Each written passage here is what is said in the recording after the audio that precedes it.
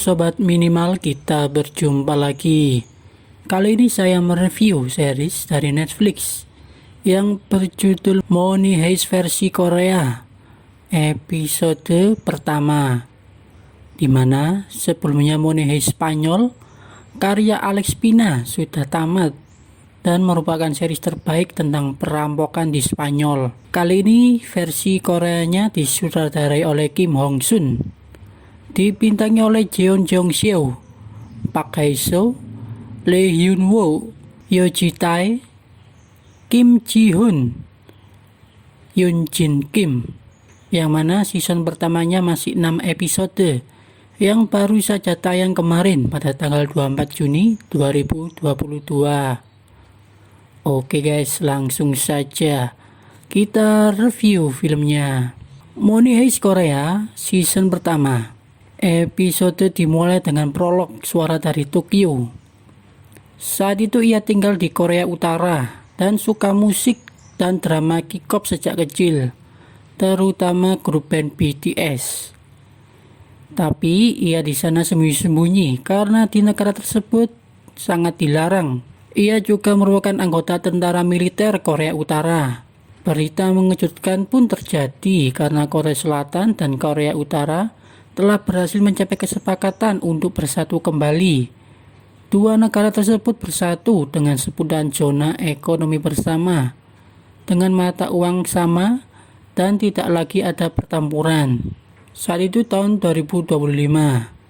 Setelah keluar dari militer, Tokyo dan orang-orang lainnya pindah dari Pyongyang menuju ke Seoul. Mereka pun bersemangat saat menaiki gerbong kereta dengan harapan kehidupannya jauh lebih baik dari sebelumnya.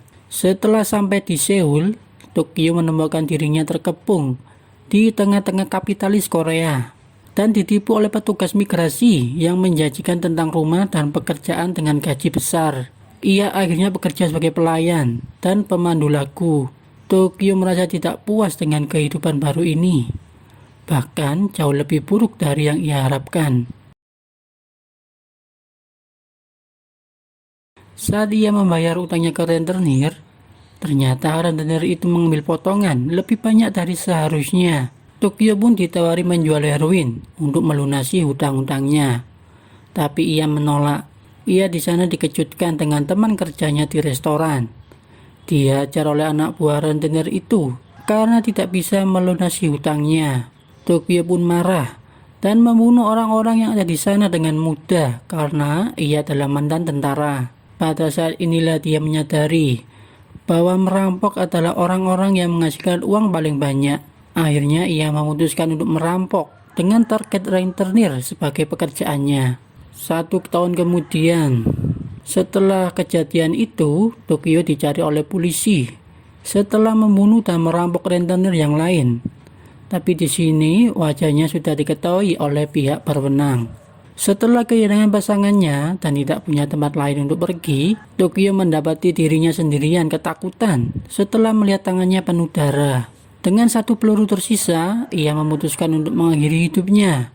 Untungnya, dia diselamatkan oleh profesor yang merekrutnya untuk menjadi perampok dengan uang yang lebih besar dan berjanji untuk mengubah hidupnya. Sama seperti di seri aslinya, kita diperkenalkan orang-orang yang direkrut oleh profesor yang semuanya menamai diri mereka dengan nama kota yang berbeda. Kita diperkenalkan Rio dengan kemampuannya adalah sebagai hacker. Kita diperkenalkan dengan Denver. Ia adalah mantan petarung dan suka kekerasan. Kita diperkenalkan Moskow yang juga ayah dari Denver. Kemampuannya adalah sebagai ahli menggali karena pekerjaannya dulu adalah penambang. Kita diperlihatkan Nairobi, wanita yang sangat seksi. Kemampuannya adalah ahli pemalsuan dan terlibat kejahatan yang besar. Kita diperkenalkan dengan Helsinki dan Oslo. Mereka adalah preman dari Yanbian yang telah membunuh seluruh kelompok yang ada di sana. Kita diperkenalkan dengan Berlin. Kemampuannya adalah memanipulasi dan merampok. Ia adalah penjahat yang paling dicari di Korea Utara. Dan terakhir adalah Tokyo. Setelah semuanya diperkenalkan, sang profesor menjelaskan pada semua anggotanya bahwa ia akan merencanakan pencurian yang terbesar dalam sejarah. Karena melihat ketimpangan sosial setelah bersatunya Korea, yang kaya semakin kaya dan miskin semakin miskin, ia bermaksud untuk mencuri 4 triliun won, lalu menghilang tanpa ada yang terluka atau mati. Dan pertunjukan ini disaksikan oleh seluruh dunia. Targetnya adalah gedung tempat percetakan uang Korea bersatu. 5 bulan kemudian, kita diperlihatkan rutinitas pekerjaan yang ada di percetakan uang Korea. Ternyata pada hari ini ada kunjungan murid-murid dari sekolah untuk studi tour di sana. Kita diperlihatkan konflik terjadi di antara wakil direktur dan selingkuhannya, yaitu seorang sekretaris yang ternyata hamil dan ingin mengakhiri hubungan gelapnya ini, tapi ditentang oleh pria tersebut. Setelah murid-murid sudah masuk ke gedung percetakan, tim dari profesor pun menjalankan aksinya. Bis yang disupiri oleh Berlin pun membajak truk dan mobil polisi yang mengantar gulungan kertas uang di sebuah jembatan. Mereka pun akhirnya berhasil membajak dan membawanya ke kantor percetakan uang. Tokyo dan Nairobi pun bersiap-siap di pintu masuk gedung itu. Setelah truk itu masuk ke ruang gudang percetakan, mereka langsung menyerbu dan menyandera orang-orang yang ada di sana.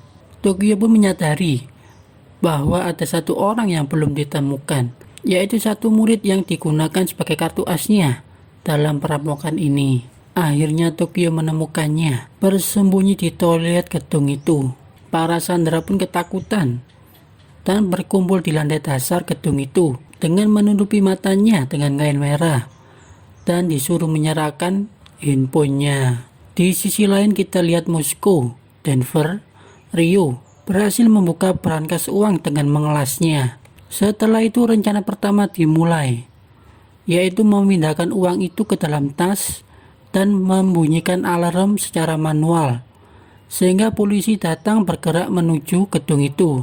Seperti kata profesor, mereka tidak boleh membunuh atau melukai siapapun. Mereka pun bersiap menyambut polisi itu di depan pintu masuk. Setelah polisi datang, baku tembak pun terjadi. Polisi pun meminta bantuan karena terjadi perampokan di gedung itu. Tak sengaja Rio terkena tembakan dari polisi, sehingga membuatnya jatuh seketika. Mereka pun panik. Akhirnya salah satu perampok itu melemparkan bom asap kepada polisi tersebut dan akhirnya menyeret Rio masuk ke gedung itu dengan menutup pintu masuknya. Rio pun selamat berkat baju pelindungnya. Akhirnya pihak pemerintah Korea Selatan tahu ada perampokan di gedung itu. Mereka pun memutuskan untuk merekrut ahli negosiasi bernama Seon Woo-lin.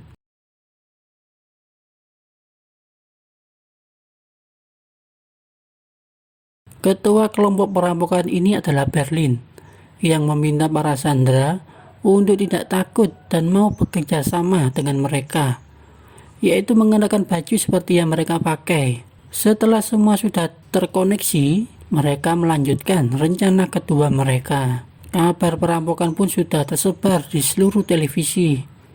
Pihak pemerintah pun sudah mendatangkan wakil kedua negara itu, yaitu Kepala Polisi Yeon Chang-so yang memimpin Satuan Tugas Gabungan, dan ahli negosiasi Seon Woo-jin. Akhirnya mereka berkumpul di sebuah tenda darurat di dekat lokasi perampokan itu. Di sini kita diperkenalkan Kapten Cha Mo-hyuk dari Kementerian Keamanan Negara Korea Utara.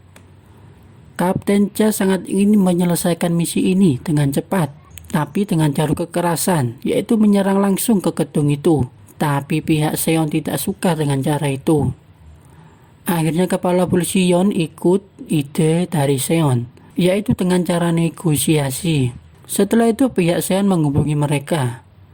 Suara profesor di sini pun diubah supaya tidak terlacak. Mereka pun saling berkenalan satu sama lain. Negosiasi pun berlangsung. Seon meminta mereka melepaskan murid-murid sekolah yang disandaranya guna menukarnya dengan helikopter yang mereka inginkan. Profesor pun mengakhiri percakapannya dengan mengatakan bahwa mereka di sana cuma 4 orang saja. 11 jam kemudian, tiba-tiba Seon dikejutkan dengan aksi para militer yang mengepung gedung itu. Ia pun bertanya kepada Yeon, apa sebenarnya terjadi?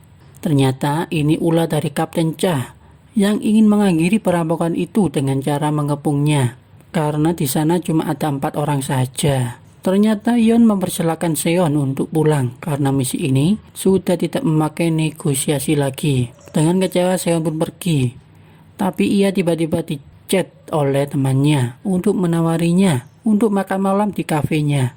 Setelah sampai di kafe tersebut, ternyata pemilik kafe itu adalah profesor itu sendiri dengan nama samaran Sunho.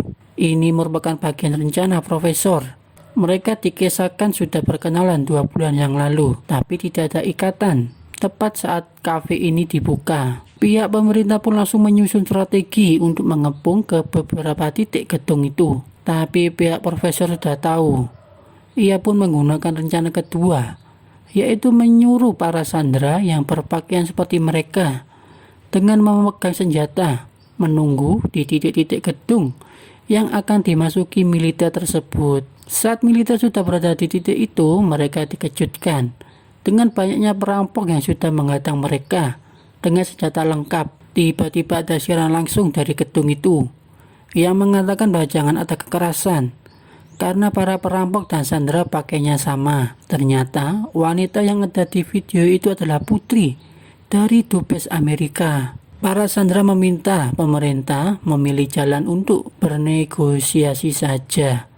Akhirnya pihak militer mundur untuk tidak mengepung gedung itu. Akhirnya pihak pemerintah menelepon Seon untuk memintanya kembali untuk bernegosiasi dengan perampok itu. Setelah Seon pergi, ia menutup kafenya dan ternyata ruangan kontrolnya juga ada di kafe itu. Profesor pun menginstruksikan kepada anggotanya untuk menjalankan misi selanjutnya, yaitu mencetak sendiri uang itu dengan jumlah 4 triliun won, yang mana uang itu bukan milik siapapun dan tidak akan terlacak. Oke guys, sekian review dari saya. Jangan lupa subscribe, like, share, dan komennya untuk video terbaru selanjutnya. Terima kasih.